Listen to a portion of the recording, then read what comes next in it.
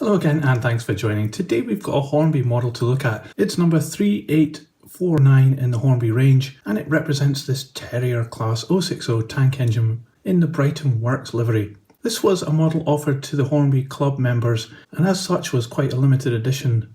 It's quite an attractive livery this one has, and it comes in this really good looking box as well, which has got a cardboard sleeve around the outside. On the back of the box we have a history of this locomotive, quite extensive as well, and you can see here it's a Class 0P, or affectionately known as the Terrier due to its noise that it made. This model is made in China and it is also DCC ready.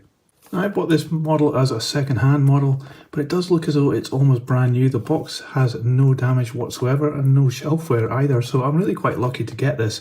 I'm looking forward to seeing what the locomotive is like, so let's get this open and we'll check it out.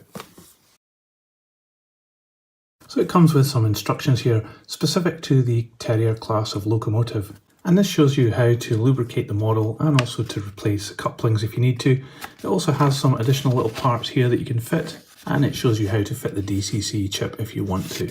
And we also have this bag of extra parts, just really fine little pipes that you can fit onto the buffer beam. We saw that in the instructions, but these are very thin and delicate, so it's quite good that they've modelled these to scale size now. And here is the model. First impressions, what a fantastic colour scheme this is. It really looks very characterful and very interesting. And also the model itself seems to be very detailed as well, with a lot of extra parts added onto it. It really does look very attractive. So let's have a look at this a bit closer up. So bags of character on this little tank engine. At the front we've got metal buffers. They're not sprung, but they're fitted into these little pieces here, which have been painted red. On the buffer beam we even have some lining on there, and we have these vacuum pipes added in as well, and a coupling as an extra part. And we also have these little markers here as well, which are very delicate, easy to break these off. So you're going to have to be really careful when you're handling this model. This one has got this coupling hanging out the front, which really does kind of spoil the front of the locomotive. However, looking up here, we've got some great detail on the front of the smoke box. Really nice fine rivets going around, a handrail which is an extra piece added on, as is the lock on the front of the door, and the brackets are really well moulded as well. On this part it's quite plain, but we do have a little bit of details moulded in there, and also the brackets at the back of these little markers as well. So starting to look down the side of the boiler and the rest of the locomotive, chimney is very characterful. It's got this extra piece added in at the top, and we've got some rivet detail around this black part here. You'll notice as well it has these pipes going along the top of the boiler there, and those are really finely detailed. They're actually made of plastic, but they are very thin and look really good and characterful, and the pipe work increases as you get closer to the cab as well. I like the detail on the top of the side tanks. We've got these little rivets moulded in here, and these little hatches are very well done. They really look quite prototypical, and you can even see it has a little lockdown moulded in there as well. Fantastic attention to detail, such fine pieces as well that could be very easily broken off this model. And at the cab here we've got some flush fit glazing with gold surrounds on the windows, and the decoration looks really good. The lining is just absolutely fantastic. Down the side of this locomotive we've got extra parts fitted in. The decoration around the boiler is really good, and also all the lining on the side of the tank is great as well. The Brighton Works lettering is very crisp and clear. The only slight niggle with this is if you look at it at an angle, it does look a little bit funny on the G and the O's, but looking at it square on, it's no problems at all. We've even got little rivet detail on the side of the tank here, and on the side of the cab, the decoration continues, the same kind of lettering, and the lining around here is absolutely fantastically well done. There's even a little box at the back here underneath the bunker, which has got some decoration on the side of it as well. The bunker then is an extra piece that's been added in plastic. The colour matching isn't spot on here between these two, but it's not too bad. It's probably one of the best mouldings of coal I've seen in a very long time. On the back of the cab, you can see that it has bars here added in as extra pieces in plastic. And on top of the cab, it's been painted in this lighter colour. The moulding looks really good. A line of rivets across the top.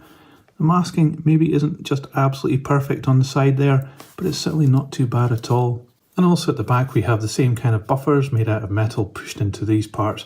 Very similar buffer beam, not quite as many pipes on this one, but we do have the markers again, all delicate pieces which could be very easily broken off. On this side we've got this part here added in as an extra piece of plastic, and you might not be able to see so easily on the video, but if you look inside the cab, it's got all the details picked out, extra parts added in there, and we've even got these little tiny handrails, very fine at the side of the cab there. And there's even details on the back of the cab. There's a little brake wheel there and other parts that have been added in. And it's even got a representation of wood on the floor. Looking down below, there's not much at the back of the tank engine here, but we do have pipework moulded in as a separate part which runs the whole length of the locomotive. And then we've got these parts here, which I think are the sanding boxes, which have got rivet detail on it and very fine little pipeworks coming down to the wheels. The wheels do look good. They've got this burnished metal colour and plastic inserts with extra little pieces picked out in a darker colour. The connecting rod has been painted red with some gunmetal parts.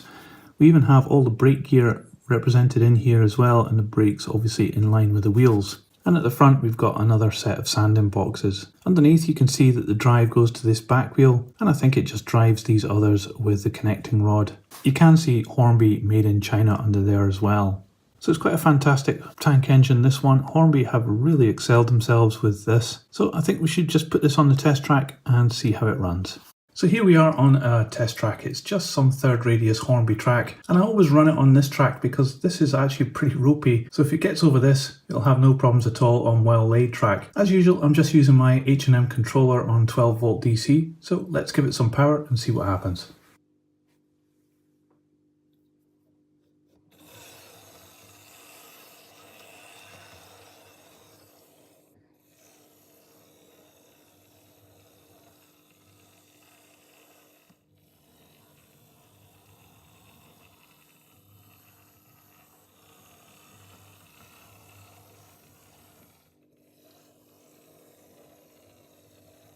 So it did need a little bit of a push there to get going to begin with, but I actually think this model hasn't ever been run. But once it did get going, it was absolutely perfect. It was so quiet and really smooth as well. The only criticism I have is that it's actually geared quite high, so it really runs along at a very fast pace, and that's not really prototypical for a tank engine, so I think maybe the gearing could have been a little bit better.